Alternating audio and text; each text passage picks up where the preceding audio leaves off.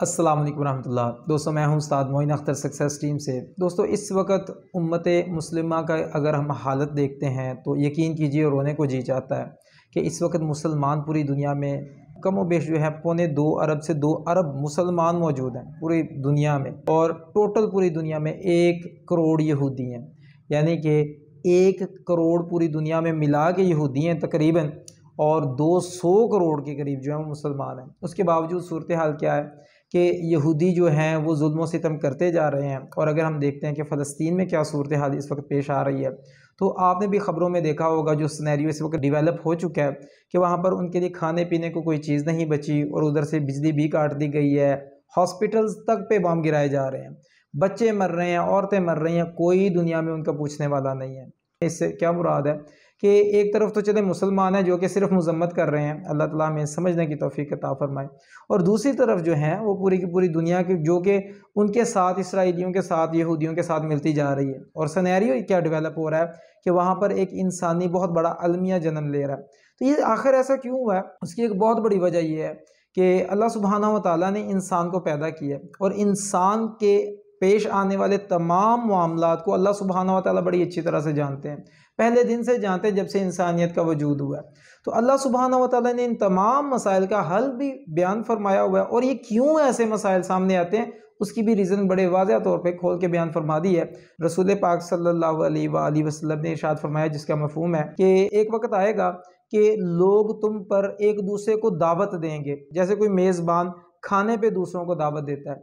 तो सहाबा कराम ने हैरान होकर अर्ज़ किया कि या रसूलुल्लाह सल्लल्लाहु अलैहि वसल्लम, क्या हम उस दिन बहुत थोड़े होंगे तादाद में? फरमाया कि नहीं, तुम तादाद में तो बहुत ज़्यादा होगे उस दिन, लेकिन तुम आपस की नफ़रतों की वजह से, आपस में इत्तेहाद की कमी की वजह से तुम असल में वीक, कमज़ोर हो चुके होगे। जैसे कि समंदर के ऊपर झाग की कोई हैसियत नहीं होती, वो हो ना हो तो समंदर की लहरों पे उसका कोई असर नहीं है। बिल्कुल इसी तरह से रसूल पाक सल्लल्लाहु अलैहि वसल्लम ने इसका हवाला दे के, इसकी मिसाल दे के बयान फरमाया कि तुम ऐसे ही होगे कि जैसे समंदर के ऊपर झाग हो जाती है, और अल्लाह सुब्हानहू व तआला तुम्हारे दुश्मनों के दिलों में से तुम्हारा खौफ दूर कर देगा और तुम्हारे दिलों में वहन की बीमारी पैदा कर देगा। सहाबा किराम ने अर्ज़ किया कि या रसूलुल्लाह सल्लल्लाहु अलैहि वसल्लम, ये वहन क्या है? तो रसूल पाक सल्लल्लाहु अलैहि वसल्लम ने इरशाद फरमाया, दुनिया की मोहब्बत और मौत से नफरत।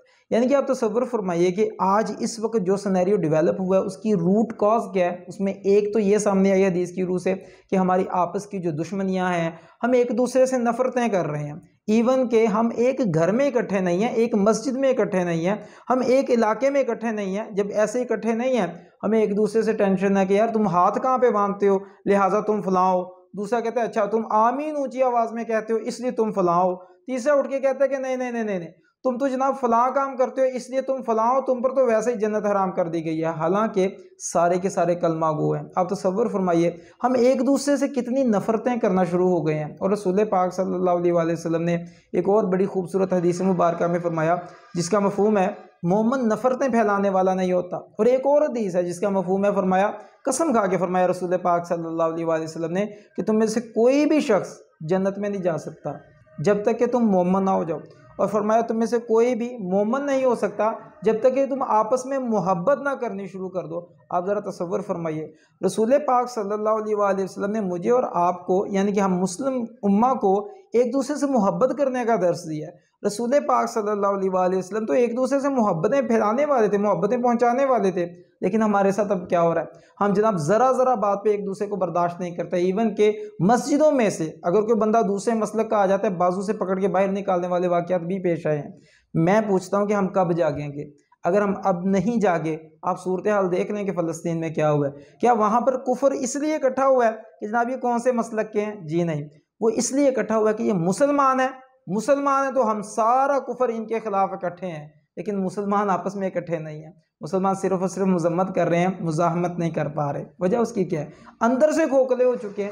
इसलिए अगर हम ये चाहते हैं कि ये चीज़ अब रुक जाए, ये जो मुसलमानों का हर वक्त खून बह रहा है, हर जहाँ भी देखें मुसलमानों पर तबाही आ रही है, इस सूरत हाल में से निकलने का जो आइडियल रास्ता है वो है तौबा। अल्लाह सुब्हानहू व तआला से अपने गुनाहों की माफ़ी मांगे, ये जो हम आपस में नफरतें कर रहे हैं उसकी माफ़ी मांगे, और अल्लाह ताला के रसूल पाक सल्लल्लाहु अलैहि वसल्लम की वो जो हदीस है ना, जिसमें फरमाया कि मुसलमानों को तुम आपस में मोहब्बत में और नरम खोई में, आपस में एक दूसरे से उल्फत में ऐसे पाओगे कि जैसे एक जिस्म है।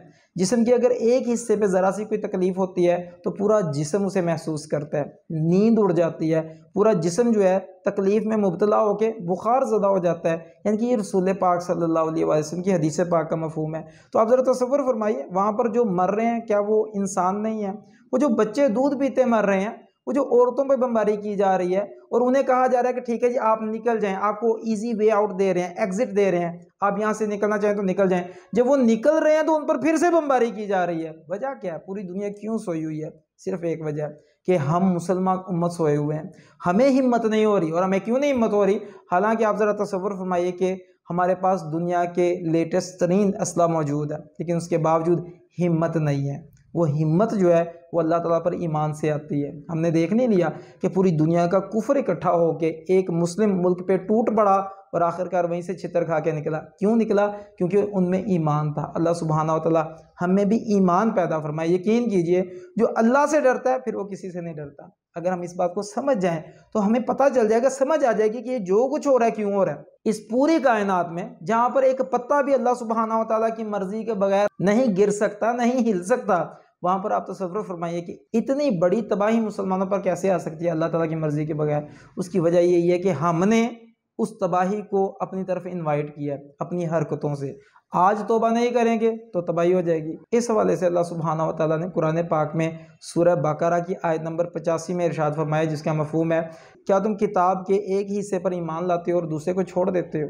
तो तुम में से जो भी अमल करेगा, यानी कि कुरान पाक की कुछ बातों को मानेगा, हम ठीक है, हम नमाज तो पढ़ रहे हैं, रोज़े तो रख रहे हैं, हज ज़कात तो हमारे चल रहे हैं, लेकिन हम ये नहीं सोच रहे कि हम अपने भाइयों की मदद नहीं कर पा रहे, हम पूरे का पूरा मुआशरा इस्लामिक नहीं कर पा रहे, हम इस्लाम वाला निज़ाम नाफिज नहीं कर पा रहे जिसमें दुनिया और आखिरत की कामयाबी छुपी है। हम उसमें अल्लाह सुब्हानहू व तआला के प्रिंसिपल्स, अल्लाह सुब्हानहू व तआला के जो एटर्नल लॉज हैं, वो जो यूनिवर्सल लॉज ऑफ सक्सेस हैं, हम उन्हें अप्लाई नहीं कर रहे।